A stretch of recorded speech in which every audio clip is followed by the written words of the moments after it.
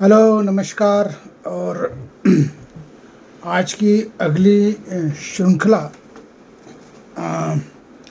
जो सफल और असफल किरदारों के बारे में है, उसकी अगली श्रृंखला जो है वो आज मैं ऐसे दो शख्सियत के बारे में बात करूँगा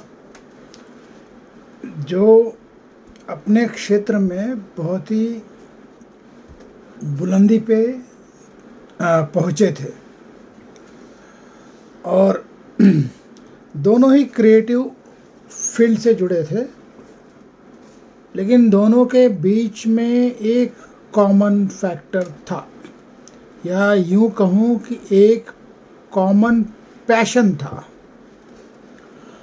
और वो पैशन था क्रिकेट का। तो पहले उन शख्स की बात करूंगा जो सफल रहे और बहुत ही बुलंदी पे पहुंचे, और क्रिएटिव फील्ड में उनके जैसा जीनियस शायद ही उस डोमेन में कोई और हो। मैं एडमैन पीयूष पांडे की बात कर रहा हूँ। पीयूष पांडे बेसिकली राजस्थान से, उनकी स्कूलिंग एजुकेशन वगैरह बेसिक राजस्थान से ही हुई। क्रिकेट का बड़ा शौक़ था उनको और रणजी ट्रॉफी तक उन्होंने क्रिकेट खेला है और दिग्गजों के साथ क्रिकेट खेला है। कपिल देव वगैरह इनके साथ उन्होंने रणजी लेवल पे क्रिकेट खेला है बाकायदा। फिर वो बॉम्बे शिफ्ट हो जाते हैं किसी कारणवश, और एक एड एजेंसी है ऑगलिव, 1982 में वो ज्वाइन करते हैं। और फिर वो एक शुरुआत और जो टेक ऑफ होता है, अगर हम एयरलाइन की भाषा में बात करें, जो टेक ऑफ होता है वो सीधा ऊपर तक। और क्या ही उनका दौर रहा, वो सारे ऐड, चल मेरी लूना, फिर फेविकॉल, कैडबरी, एशियन पेंट्स, कई सारे जो नामचीन एड्स हैं उसके वो करता धरता थे। ऑगलिव के वो क्रिएटिव डायरेक्टर्स और बोर्ड ऑफ डायरेक्टर्स वगैरह में सब वो अपनी पोजीशन को काफ़ी निभा चुके थे। फिर 2014 में अब की बार मोदी सरकार, ये जो फेमस अच्छे दिन, ये जो फेमस टैगलाइंस वगैरह थी, ये उनकी ही देन थी। Polio add campaign Amitabh Bachchan के साथ में, और फेविक्विक का जो फेमस ऐड है, फेविकॉल का जो ऐड है, एक अपने आप में बेहतरीन ऐड है वो।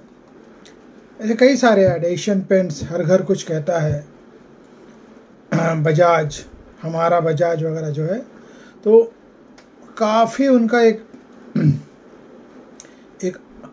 कंट्रीब्यूशन रहा ऐड फिल्म में, ऐड इंडस्ट्री में, एडवर्टाइजिंग इंडस्ट्री में।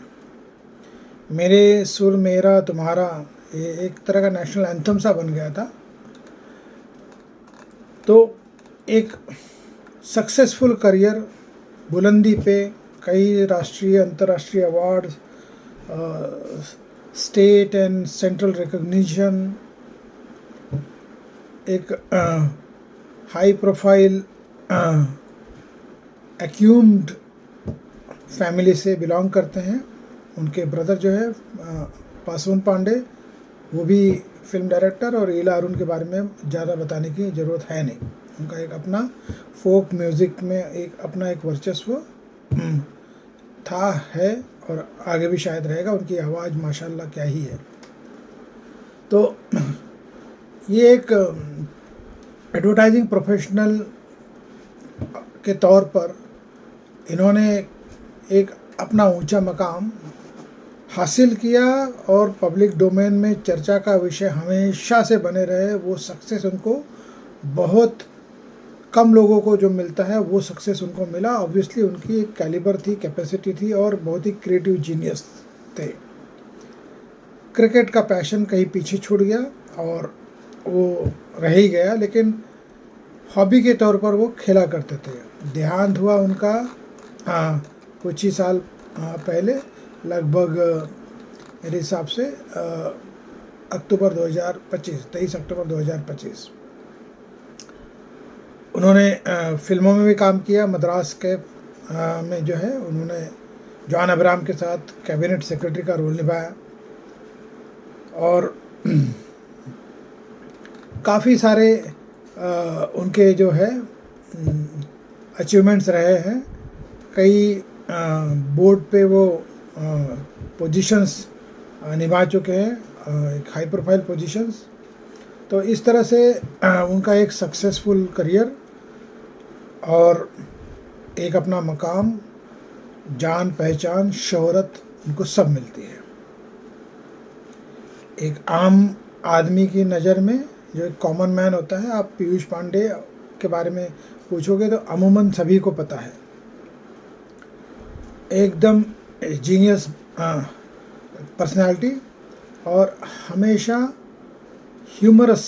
उनका जो भी इंटरव्यू अगर आप देखोगे और कोई भी इंटरेक्शन जहाँ कहीं पे भी हुआ है, एकदम ह्यूमरस इंटरेक्शन होता था उनका। कोई ईगो नहीं, कोई एक कॉस्मेटिक लेयर शक्ल पे लगा के नहीं आते थे वो। तो ये शख्सियत एक अपने आप में शोहरत पाती है जिसकी वो हकदार थी। अब आते हैं सत्यदेव दुबे के ऊपर। सत्यदेव दुबे छत्तीसगढ़ से क्रिकेटर बनने के लिए मुंबई आते हैं। तो कॉमन फैक्टर रहा पीयूष पांडे और सत्यदेव दुबे, इनमें क्रिकेट का एक पैशन था। क्रिकेटर बनने के लिहाज से वो मुंबई आते हैं, लेकिन जुड़ जाते हैं इब्राहिम अलकाजी से, जो थिएटर की दुनिया में बहुत बड़ी हस्ती। नेशनल स्कूल ऑफ ड्रामा जब पहली बार बना तो उसका सारा जिम्मा उनके ही हाथों। और जब वो इब्राहिम अलकाजी से जुड़ते हैं, उसके बाद में इब्राहिम अलकाजी जब नेशनल स्कूल ऑफ ड्रामा से जुड़ते हैं तो सत्यदेव दुबे उनकी ही थिएटर यूनिट को आगे बढ़ाते हैं और कई सारे बेहतरीन play as a playwright, as a writer, वो उनका एक कंट्रीब्यूशन रहता ही था। गिरीश कर्नाड, हैवदन, बादल सरकार, कई सारे, पगला घोड़ा उनका एक फेमस है, मोहन राकेश का आधे अधूरे, विजय तेंदुलकर का खामोश, शांतता कोर्ट चालू है जो मराठी में था, खामोश अदालत जारी है, उसमें फिल्म भी बनी, raincoat for all season, Dharamvir Bharati का अंधा युग। तो ये कई सारे उन्होंने अपने प्ले राइट के तौर पर, एज अ राइटर के तौर पर उन्होंने कई सारे जो प्ले है उन्होंने उसमें अपना कंट्रीब्यूशन दिया एज अ प्ले राइट। फिल्मों में भी उनका कंट्रीब्यूशन रहा। शांतता कोर्ट चालू है जो उनकी डायरेक्शन में बनी थी, अंकुर में डायलॉग और स्क्रीन प्ले लिखा था, निशांत, भूमिका, श्याम बेनेगल के साथ कई सारी फिल्मों में उनका contribution as a writer, dialogue writer या स्क्रीन प्ले राइटर था ही था। मंडी, विजेता बेहतरीन फिल्म, आक्रोश, कलयुग, जुनून, भूमिका, निशांत, मंजिलें और भी है। तो ये जो उनकी जो फिल्में हैं, ये उनका अपना एक as a screenplay writer और डायलॉग राइटर कंट्रीब्यूशन था। एज अ प्ले राइटर बहुत ही बड़े बड़े प्ले से वो जुड़े थे। विजय तेंदुलकर के साथ जुड़े थे और गिरीश कर्नाड के साथ जुड़े थे। धर्मवीर भारती के कई सारे जो है उनकी रचनाओं का उन्होंने as a playwright stage show किया। तो इस तरह से उनका एक एज अ प्ले राइट, जो थिएटर की दुनिया के लोग हैं, जो थिएटर से जुड़े हैं, एक्टिंग से जुड़े हैं, उन या स्टेज की दुनिया से जुड़े हैं पूरे भारतवर्ष में, विजय तेंदुलकर और सत्यदेव दुबे एक जो जोड़ी थी वो बहुतों के ही पता है, सभी लोगों को ऑलमोस्ट पता ही है। और कई सारे नेशनल अवार्ड्स भी इनको मिले हैं।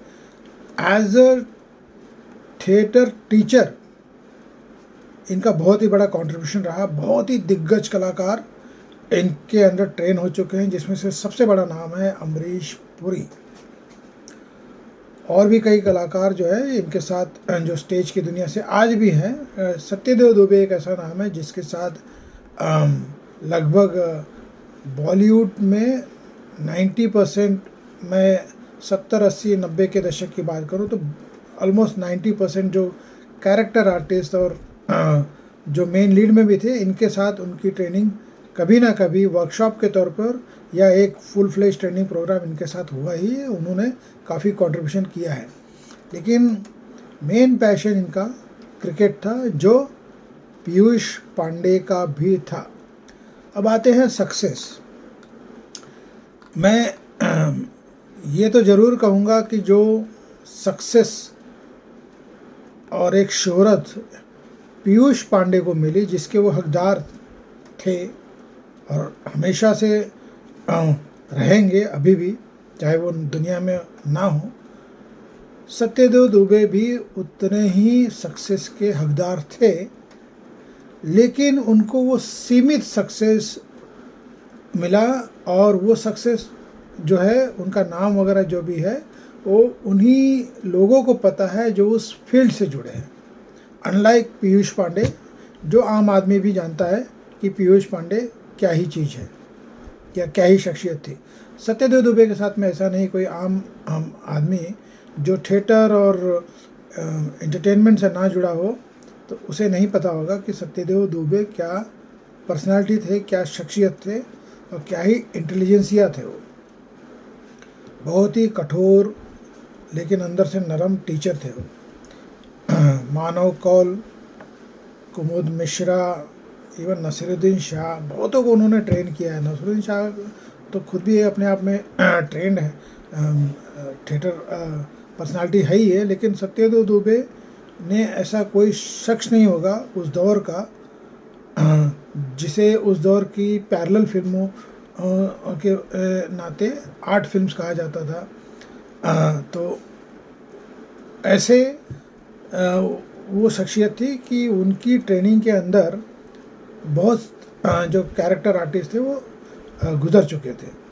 लेकिन उसके बाहर की जो दुनिया थी वहाँ पे सत्यदेव दुबे उस लेवल का जो उनका जो दबदबा था उस इंडस्ट्री में एज अ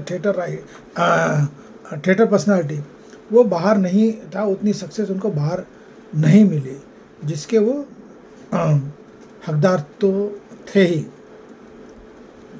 पीयूष पांडे और सत्यदेव दुबे दोनों जीनियस और दोनों ही क्रिकेट के एकदम पैशनेट। रनिंग कमेंट्री रेडियो पे जब होती थी तो मतलब पैशन ही होता था उनका, सुनने में, एनालाइज करने में, थिएटर के अलावा। तो मैंने सोचा ये दो शख्सियत है जिनके बारे में मैं बात करूं। एक को बहुत उम्दा सक्सेस मिला, शोहरत मिली, बुलंदी मिली, और एक उतनी ज़्यादा शोहरत नहीं पा सके। उनको सभी लोग जानते हैं जो उस इंडस्ट्री से जुड़े हैं, इंडस्ट्री के बाहर उनके बारे में बहुत कम लोग जानते हैं। Thank you, have a nice day.